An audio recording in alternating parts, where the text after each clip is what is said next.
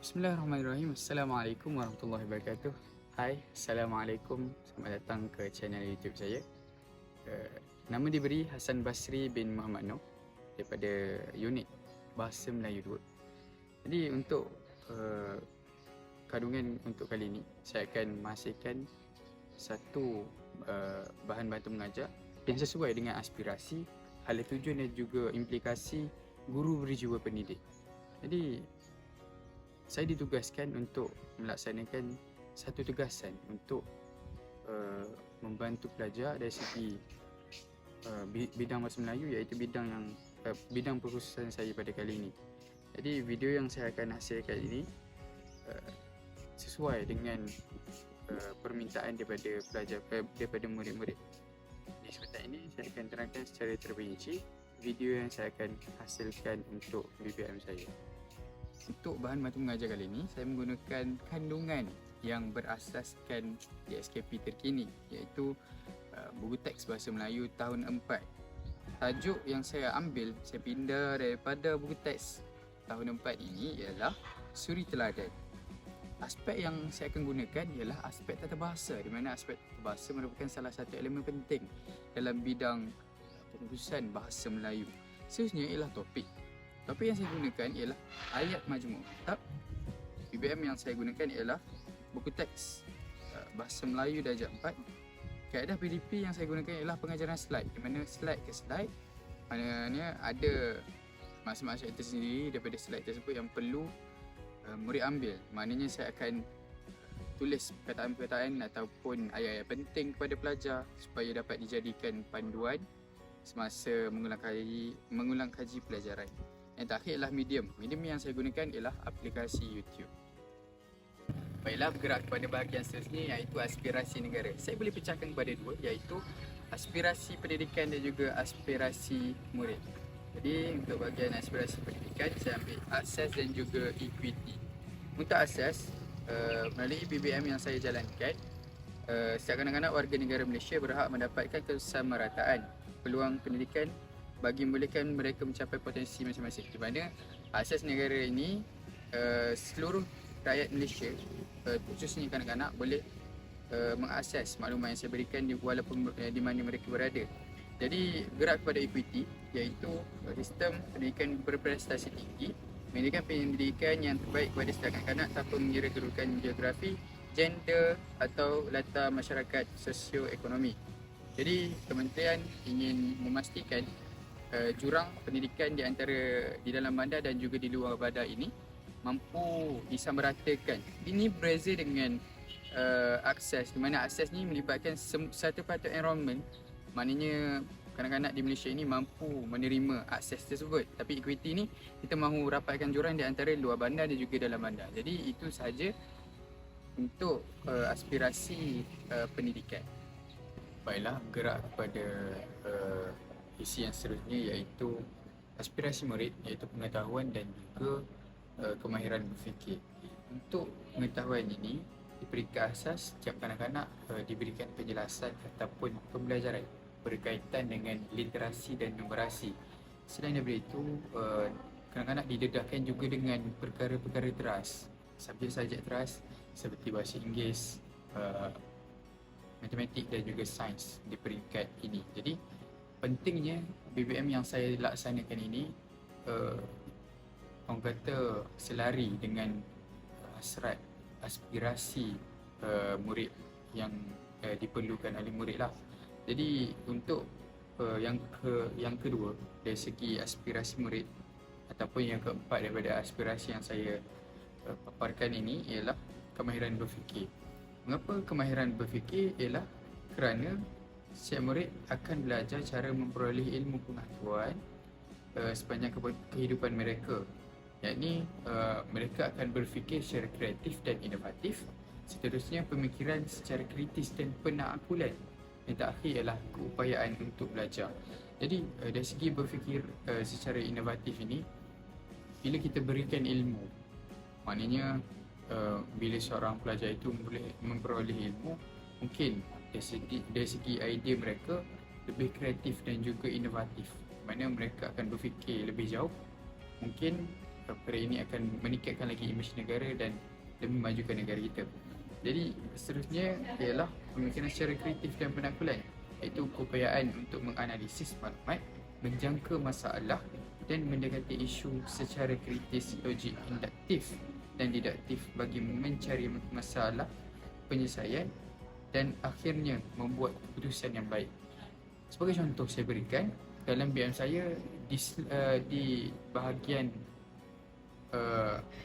slide yang terakhir dengan izin, ada saya menerangkan ataupun ada soalan saya yang menyatakan gambar dan juga satu gambar lagi, iaitu gambar bumi dan juga seorang putera. Jadi bila digabungkan akan menjadi bumi putera, dan ini merupakan satu batu loncatan kepada pelajar, idea kepada mereka supaya mereka dapat membina pemikiran yang kreatif dan akhirnya mereka akan menyelesaikan masalah demi masalah yang ada. Baiklah, bergerak kepada bahagian yang kedua, iaitu hala tuju pendidikan.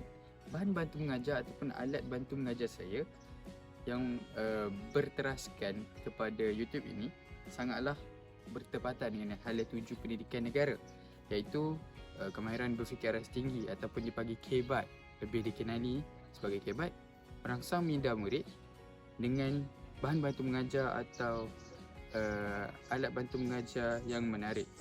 Video PDP yang dihasilkan membantu murid berfikir di peringkat tinggi selari dengan hala tuju pendidikan, di mana jika saya mengajar dengan baik, maka murid akan berfikir untuk tahu dengan lebih lanjut melalui media sosial ataupun internet ini. Maka dengan adanya rasa ingin tahu murid ini, segala maklumat di hujung jari dan mereka boleh mencari maklumat ini dengan sendiri. Dan seterusnya, yang kedua ialah kualiti untuk kejayaan. Jadi berpegangkan kepada aspirasi pendidikan, kualiti yang ada pada Malaysia ini perlulah setaraf dengan pendidikan di dunia, iaitu Malaysia perlulah berada di kedudukan sepertiga teratas dalam pentaksiran antarabangsa mengikut pengukuran TIMSS ataupun TIMSS dan PISA dalam tempoh 15 tahun akan datang, dan kita akan seterusnya cuba menyaingi kualiti pendidikan antarabangsa. Seperti mana yang kita tahu sebelum ini, Ireland, Jepun dan Finland di antara negara-negara hebat dalam dunia pendidikan. Jadi sebenarnya saudara-saudari, pendidikan merupakan asas kepada pembangunan tamadun dan juga bangsa kita pada masa akan datang. Jadi kita lah sebagai guru perlu menanam generasi pada hari ini dengan perkara-perkara yang baik dan seterusnya. Ini merupakan modal kita di sana kelak. Baiklah, saudara-saudari, bergerak kepada implikasi guru berjiwa pendidik. Jadi guru ini mestilah berjiwa pendidik melalui 4 elemen yang saya akan tampilkan satu persatu.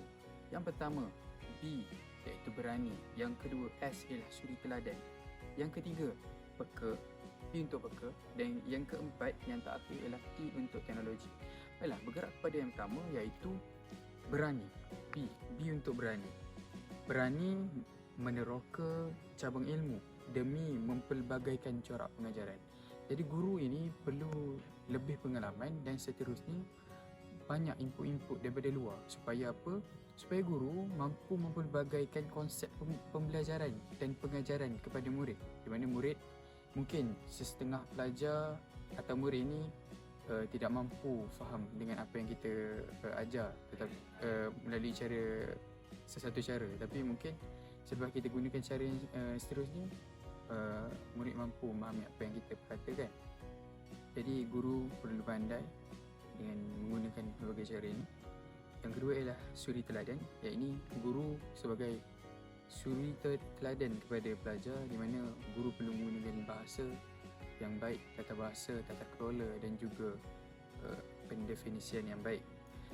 Untuk seterusnya ialah Tapi untuk peka, iaitu peka dan cakna dengan memastikan semua murid diberikan peluang untuk meningkatkan pengetahuan.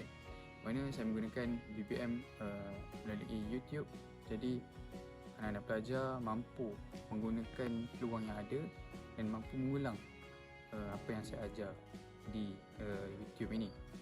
Dan yang terakhir ialah T untuk teknologi, di mana saya gunakan platform digital media sosial pada hari ini iaitu YouTube sebagai medium pengajaran saya menggunakan BBM pada kali ini. Baiklah, mengapa saya memilih YouTube sebagai medium bahan bantu mengajar saya pada kali ini? Yang pertama, mengapa saya memilih YouTube sebagai medium platform utama saya dalam pengajaran kali ini ialah kerana YouTube ini tiada had durasi masa untuk kita mengajar. Maknanya di sini jika saya nak letak pengajaran selama setengah jam, maknanya tak ada had untuk saya mengajar. Contohnya saya nak buat 1 jam pun kiranya boleh lah. Jadi jika saya buat di TikTok, mungkin durasi paling lama yang boleh kita buat ialah 10 minit. Jadi mungkin pengajaran yang saya lakukan tidak bermakna dan juga tiada kesan kepada pelajar. Jadi jika saya menggunakan TikTok, saya rasa kualiti pengajaran saya lebih baik. Itu perkara yang pertama lah. Jadi untuk kenapa saya milih TikTok yang kedua ialah kerana tiada kos yang diperlukan. Kerana apa? Kerana YouTube ini merupakan satu medium yang percuma. Jadi sesiapa pun boleh melayari dan mampu belajar di sana dengan lebih mudah.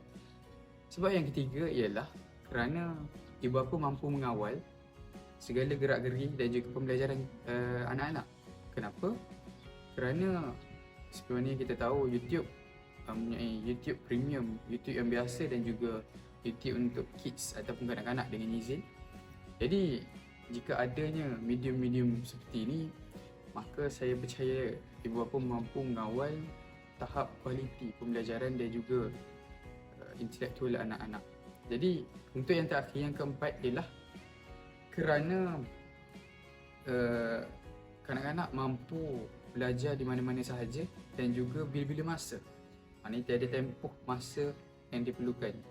Contoh jika kita belajar di sekolah, maknanya waktu pagi sajalah kita mampu belajar berdepan dengan guru. Tetapi jika kita belajar melalui medium YouTube ini, saya yakin dan percaya saya sendiri akan mampu belajar bila-bila masa dan di mana anda berada.